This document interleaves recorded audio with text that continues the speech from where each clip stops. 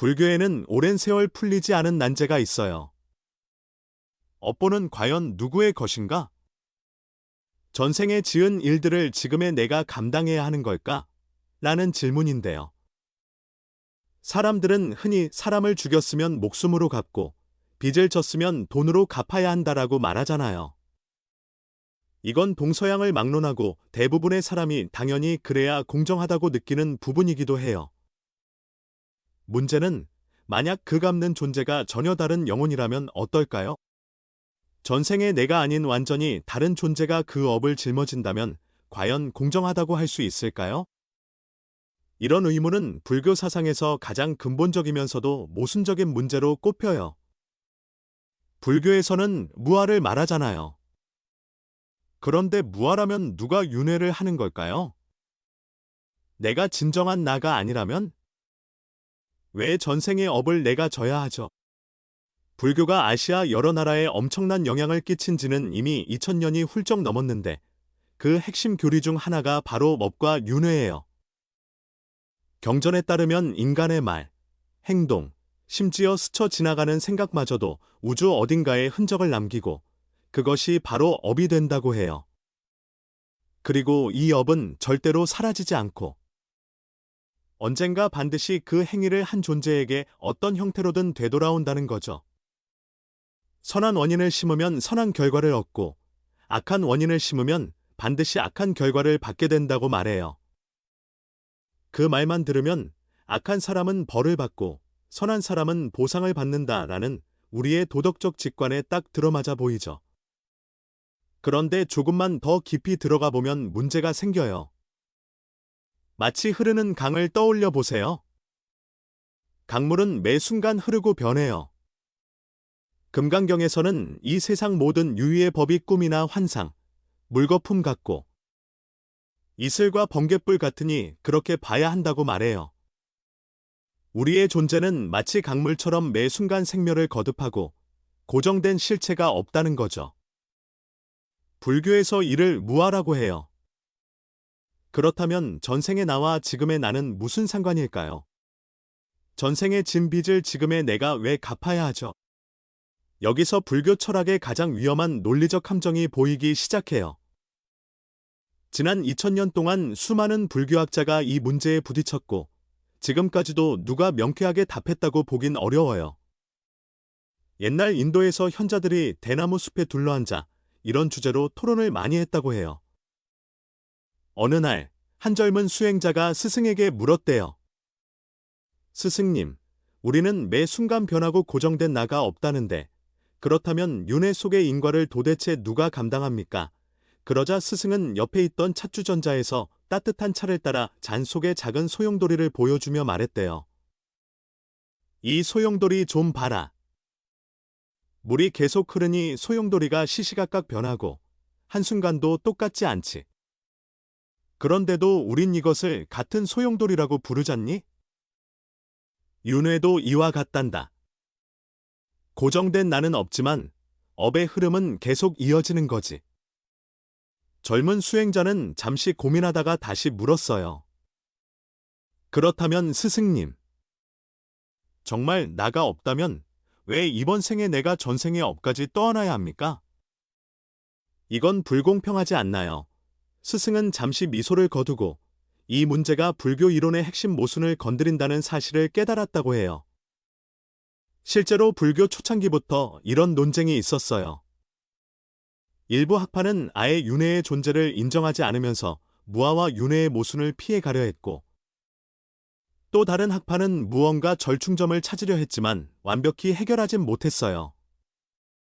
이 문제를 조금 더 쉽게 설명해 볼까요?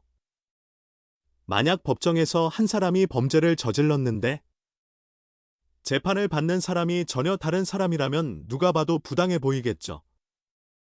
그런데 불교식 무아론으로 보자면 전생의 나와 지금의 나는 본질적으로 다른 존재니까?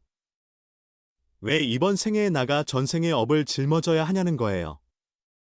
이 난제가 워낙 심각하다 보니 불교 내부에서 여러 해석이 나왔어요.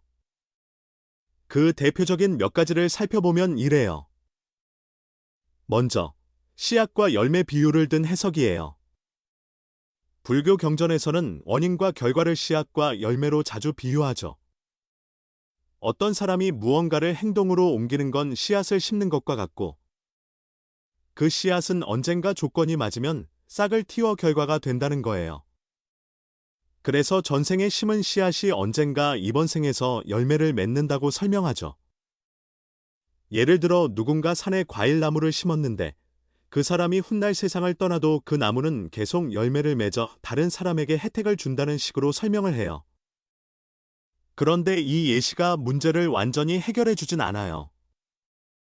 나무를 심은 사람은 이미 세상에 없는데 그 열매가 그 사람과 무슨 상관이냐는 거예요. 전생에 내가 사라졌다면 이번 생에 나는 왜 전생의 업을 떠안아야 할까요? 어떤 사람들은 강물 비유를 다시 꺼내요. 물방울은 바뀌어도 강이라는 정체성은 이어진다고요. 하지만 이건 또다시 어떤 지속되는 나를 은근히 인정하는 셈이 되고 그건 무아와 충돌하죠. 이 지점에서 불교 교리는 꽤나 곤란해집니다. 무아를 지키자니 윤회의 연속성이 설명이 안 되고 윤회의 연속성을 지키자니 무아가 흔들려요. 이 문제는 불교 철학 최대 난제 중 하나로 알려져 있죠. 다음으로 대승불교에서 등장한 달해야식 개념이 있어요. 이것을 저장식 혹은 제8식이라고 부르는데 모든 업이 여기 저장된다고 해요. 사람이 죽을 때 이 아뢰야식이 업을 지니고 다음 생으로 옮겨가니 인과가 끊기지 않는다는 거죠. 수행자들 사이에서는 아뢰야식을 씨앗을 담는 주머니로 비유하기도 해요. 모든 행동이 그 주머니 안에 씨앗처럼 쌓여 있다가 조건이 맞으면 싹이 튼다는 거예요. 언뜻 보면 문제가 해결된 것 같아 보이지만 가만히 생각해보면 아뢰야식 자체가 일종의 계속되는 무엇으로 작용하잖아요. 그럼 그건 결국 영속하는 자아를 인정하는 것과 다를 바 없지 않냐는 거예요. 게다가 아뢰야식이 정말 이어진다 해도 이번 생에 내가 전생에 나와 완전히 다른 존재라면 왜 내가 그 업의 영향을 받아야 하느냐는 의문은 여전히 남아요. 그래서 또 다른 설명으로 티베트 불교에서 제시된 중음신 개념이 있어요. 사람이 죽으면 즉시 다음 생에 태어나는 게 아니라 중간 단계인 중음을 거친다는 거예요. 이 중음 상태에서 의식이 어떤 연속성을 지닌 채 업에 이끌려 새로운 삶으로 이어진다고 티베트 사자 등의 문헌에서 말하죠. 이 이론도 무아의 관점과 부딪히는 부분이 있어요. 전생과 이번 생 사이에 뭔가 이어지는 의식이 있다면 그건 곧 어떤 형태로든 지속되는 주체가 있다는 뜻이잖아요. 완전히 별개의 존재라면 업을 어떻게 전달하냐는 문제가 다시 생기고요. 이렇듯 어떤 해석을 내놓아도 결국 무아와 윤회의 충돌을 완벽히 피하기가 어렵다는 거예요. 이건 불교학자들이 똑똑하지 않아서가 아니라 문제 자체가 불교 철학의 근본을 건드리는 엄청나게 까다로운 난제이기 때문이죠. 여기서 시선을 살짝 바꿔볼게요. 나는 정체성과 시간의 흐름에 대해 생각해 봅시다. 지금의 나와 10년 전의 나는 같은 사람인가요? 다른 사람인가요? 연속된 기억이나 성격이라는 관점에서는 같다라고 할 수 있겠지만 세포도 바뀌고 생각도 달라지고 경험도 쌓였으니 실질적으로는 다른 사람이다 라고도 볼 수 있어요. 그렇다면 과연 무엇이 나를 나로 만드는 걸까요? 몸인가? 생각인가? 기억인가? 혹은 그 너머에 있는 어떤 영혼 같은 걸까요? 불교는 이렇게 말합니다. 나라는 것은 색, 수, 상, 행, 식 등 오온의 임시적 결합일 뿐이니 흐르는 강물처럼 변하고 사라지니 고정된 실체가 없다고요. 이게 바로 의무화예요. 문제는 그럼에도 불구하고 왜 윤회와 인과가 성립하느냐는 거죠. 다른 관점도 있어요. 혹시 윤회라는 게 개인의 일이 아니라 훨씬 더 거대한 흐름이라고 보면 어떨까 하는 생각이죠. 우주 전체가 거대한 그물이라면 모든 생명은 그 그물의 한 점에 불과하고 업이라는 진동이 퍼져나가면서 결국 어느 시점에 어떤 존재에게 되돌아온다는 거예요. 꼭 한 개인이 업을 독박 쓰듯 떠안는 형태가 아닐 수도 있다는 거죠.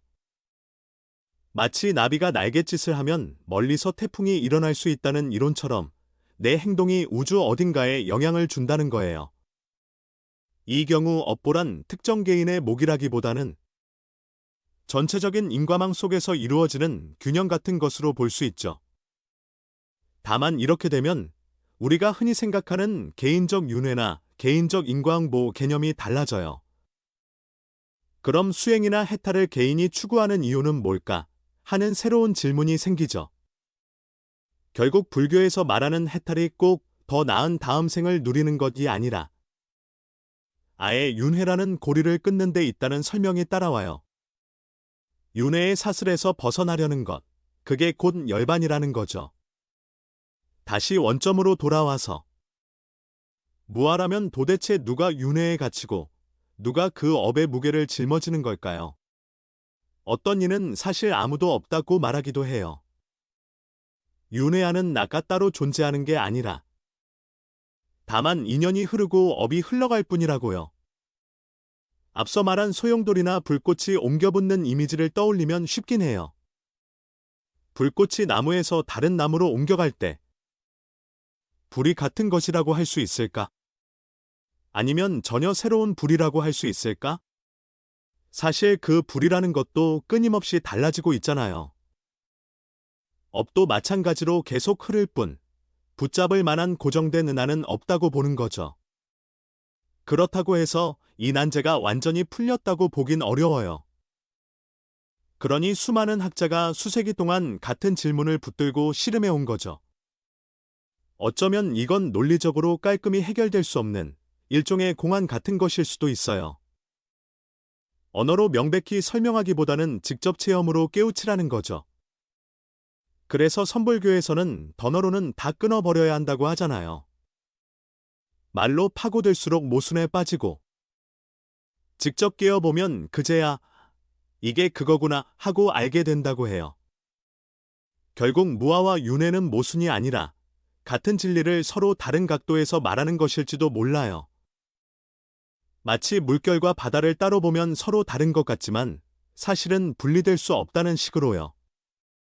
물결은 생겨났다 사라지고 바다는 늘 그 자리에 있듯이 나라는 물결은 일시적 현상이요.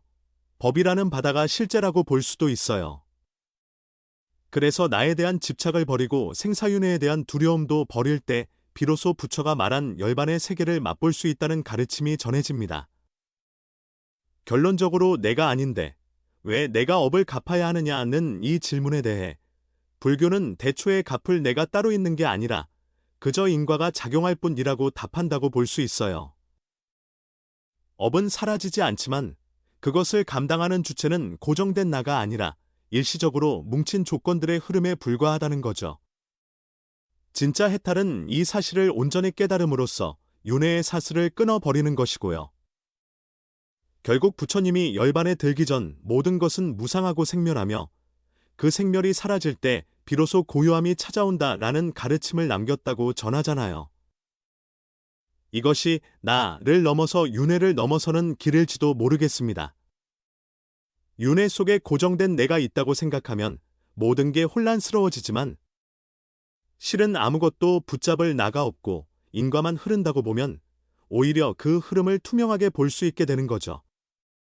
그렇게 보면 윤회와 무아의 모순이 조금이나마 풀리고 누가 업을 갚는가 라는 질문에도 다른 시선이 생길 수 있는 것 같아요. 즉, 업을 짊어지는 건 나가 아니라 우주의 인연이 흐르는 과정에 나타나는 하나의 현상일 뿐일 수도 있다는 겁니다. 그리고 그것이 바로 불교가 말하는 가장 심오한 깨달음, 나아가 해탈의 길과 이어지지 않을까 싶어요.